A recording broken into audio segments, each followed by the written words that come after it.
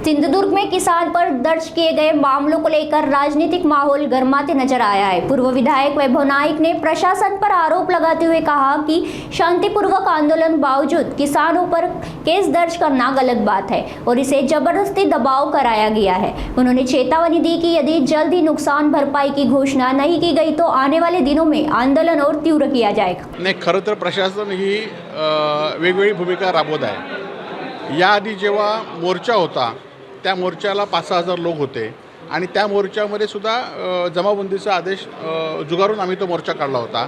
परंतु त्यावेळी पालकमंत्री त्या मोर्चाला आलेत म्हणून आमच्यावर गुन्हे नोंद झाले नाहीत की काय, हा खरा प्रश्न प्रशासनाला आमचा आहे।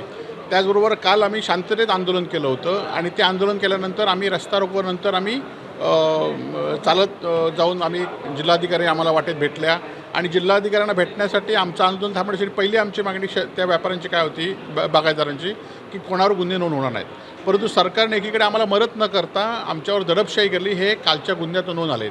अशा गुन्ह्याला आम्ही तर भीक घालणार नाहीत, परंतु गरीब शेतकरी आहेत, बागायतदार आहेत, त्यांना मदत मिळण्याऐवजी त्यांच्यावर गुन्हे नोंद केलेत, ही शासनाची भूमिका चुकीची आहे। आणि आज अधिवेशन संपते तरी अजूनही काही मदत झाली नाही।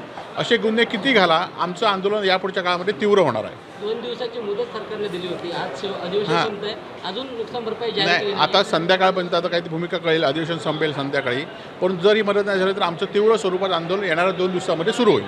राजू शेट्टी यांनी इशारा दिलेला की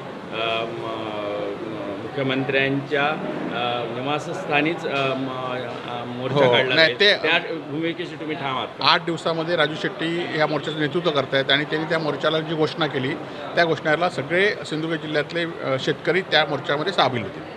सध्या बघितलं तर मोठ्या प्रमाणात गॅसची टंचाईबरोबर पेट्रोल आणि डिझेलची टंचाई सध्या बाजारात मोठ्या रांगा दिसत आहेत। प्रशासन कुठेतरी कमी पडतं का? नाही, खरं तर पालकमंत्री महोदयांनी गेल्या 8 दिवसापूर्वी कमर्शियल सिलेंडर आणि घरगुती सिलेंडर जिल्ह्यामध्ये कमी पडणार नाही म्हणून सांगितलं।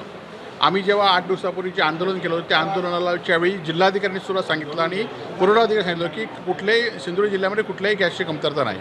परंतु ज्यांनी 25 दिवस नोंदणी करून त्यांना अजून सिलेंडर मिळाले आहेत म्हणून या रांगा आहेत। त्याचबरोबर कमर्शियल सिलेंडर नुसते मोठ्या हॉटेलवाल्यांचा विषय नाही, तर पान टपरी असतील, हॉस्टेलची मुलं असतील, छोटी पर्यटन जिल्हा असल्यामुळे छोट्या खानावळी असतील, या सगळ्यांवर आता संक्रांत झाली आहेत आणि अनेक हॉटेल आता बंद झालेली आहेत। आता मंगळवारी आम्ही सगळ्या हॉटेल मालकांशी चर्चा करत आहोत की मंगळवारी आम्ही जिल्हाधिकारी कार्यालयात आंदोलन करण्याचं आमचं शिवसेनेचं धोरण आहे।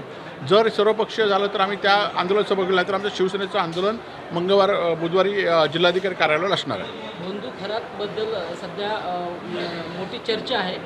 या संदर्भात आता बंधू खरातलाच संरक्षण देण्याची मागणी होते, कारण त्याच्याकडे अनेक नावं आहेत जी सत्ताधारी पक्षातली आहेत, त्याला संरक्षणाची मागणी होते। नाही, खरं तर बंधू खरातांकडे अनेक राजकीय लोक होते, सत्ताधारी पक्षातलं हे प्रमाण जास्त होतं, कारण गुवाहाटीला जाऊन रेडा कापल्यानंतर पदं मिळतात ही भूमिका सगळ्याच सत्ताधाऱ्यांची झाली होती। म्हणून हे असे जे यगोरी प्रकार आहेत, बुवाबाजी ही सत्ताधाऱ्यांमध्ये वाढली होती।